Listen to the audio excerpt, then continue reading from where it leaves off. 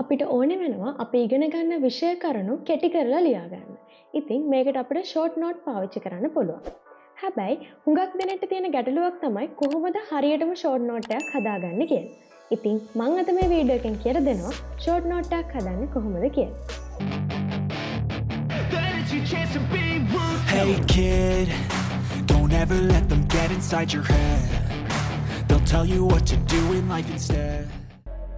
උදාහරණයකට අපි හිතමු ඔයා විද්‍යාව විෂයේ ෂෝට් නෝට් එකක් හදන්න යන්න.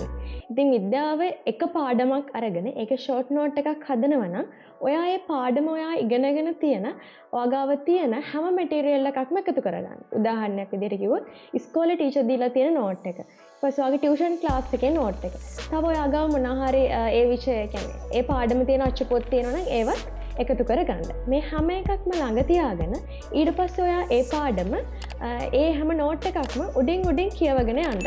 දල විදිහට කියවගෙන යන්න. ඒක තමයි පළවෙනි ස්ටෙප් එක. ඊළඟට ඒ කියවගෙන ගියපු නෝට් එකම ආපහු ඔයා ඕන කරන කරුණු හයිලයිට් කරන ගමන් කියවගෙන යන්න. එහෙම නැත්නම් ඔයාලට පුළුවන් ඒ වලින් ඉරක් අඳින්න. එහෙම නැත්නම් අච්චු පොත් නම් තියෙන්නේ.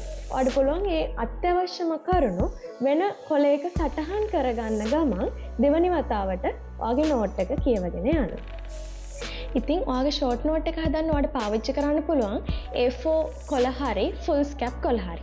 දැන් ඔයා මෙහෙම A4 කොළ ගන්නවා නම් මේ වගේ A4 කොළ සෙට් එකක් අරගෙන මෙහෙම සිරස් අතට සමානව නමා ගන්න. ඊට පස්සේ ඔයා මේකේ තමයි ෂෝට් නෝට් එක හදාගෙන යන්නේ. හුඟක් වෙලාවට ෂෝට් නෝට්ස් හදන්නේ මෙහෙම. එහෙම නැත්නම් ඔයාලට පුළුවන් මේ පැත්තට නමලා පොඩි පොත් පිංචක් විදිහට ඔයාලගේ ෂෝට් නෝට් එක පාඩමෙන් පාඩමට හදා ගන්න.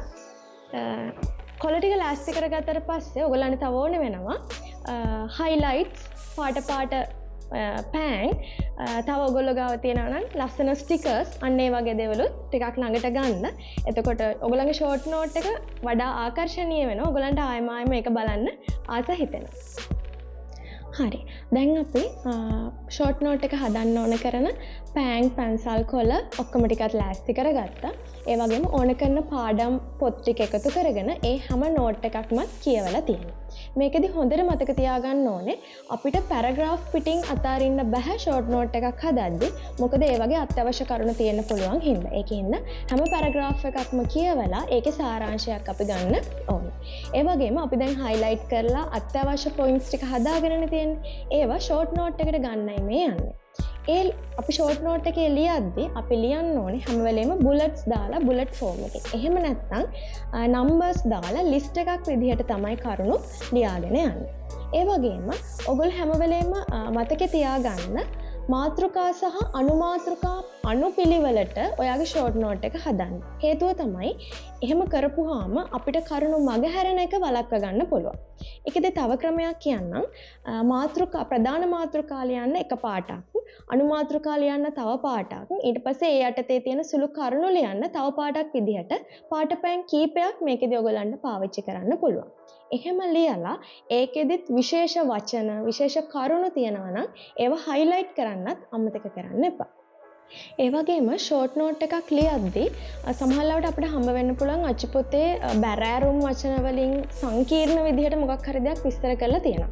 ඒකෙදි ඔයාලට පුළුවන් ඒ අදහස වෙනස් නොවන විදිහට ඔයාගේ වචන වලින් ෂෝට් නෝට් එකේ ලියාගන්න. ඒ කියන්නේ ඒ කරුණු ටික සරල කරලා ලියාගන්න. එතකොට ඔයාලට මතක තියාගන්න ගොඩක් පහසුයි. ඉතින් ඔයගලගේ අච්චුපොතේ තියෙන්න පුළුවන් සමහර විට එකම කරුණු තැන් කිහිපයක විවිධ විදිහට විස්තර කරලා. ඉතින් ෂෝට් නෝට් එකේදී අපි කිහිප තැනක එකම කරුණු ලියවෙන්න දෙන්නේ නැහැ. ඒකින්ද අපි මුලින්ම අර පාඩම කියවනවානේ. එතකොට එකම වගේ දේවල් ටික එක තැනකට අරගෙන කම්බයින් කරලා ෂෝට් නෝට් එකට ඇතුළත් කරන්න.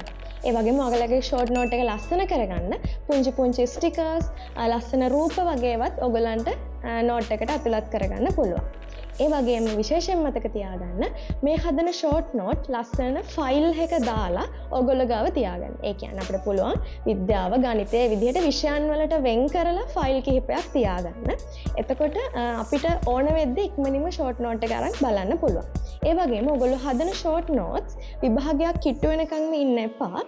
සැරෙන් සැරේ මේවා අරගෙන ඔයගොල්ලන්ගේ දැනුම අලුත් වැඩියා කරලා බලන්න. එතකොට පාඩම් ආයි මුලින් ඉඳන්ම පාඩම් කරන්න වෙන්නේ නැහැ. ඔයගොල්ලන්ගේ දැනුම රිෆ්‍රෙෂ් වෙන හින්දා. ඉතින් මේ තියෙන්නේ ඒ වගේ හදපු ෂෝට් නෝට්ස් කිහිපයක්. ඉතින් ඔයගොල්ලන්ට පුළුවන් මේ වගේ විවිධ පාට හයිලයිට්ස් පාවිච්චි කරලා ෂෝට් නෝට්ස් හදන්න. මීටත් වඩා ලස්සන කරගන්නත් පුළුවන්. ඔයගොල්ලන්ට චිත්‍ර ඇඳීමේ හැම හැකියාවකුත් තියෙනවා නා. ඉතින් අපි අද වීඩියෝ එකකින් ගෙනාව ෂෝට් නෝට්ස් හදන විදිහ. ඒ ෂෝට් නෝට්ස් කියලා කියන්නේ පාඩම් කරන්න අපිට පාවිච්චි කරන්න පුළුවන් එක ක්‍රමයක් විතරයි. ඉතින් ඒ වගේ තව ක්‍රම ගොඩක් ඉදිරි වීඩියෝ වලදී අරන් එන්න අපි බලාපොරොත්තු වෙනවා. අපේ channel එක subscribe කරන්න, මේ වීඩියෝ එකට ඔයගොල්ලන්ගේ අදහස් කමෙන්ට් එකක් විදිහට එකතු කරන්න, like කරන්න, bell icon එකත් click කරලා තියාගන්න ඊළඟ වීඩියෝ එකක් දාපු ගමන් දැනගන්න. එහෙනම් ඊළඟ වීඩියෝ එකෙන් හමු වෙමු. සුබ දවසක්.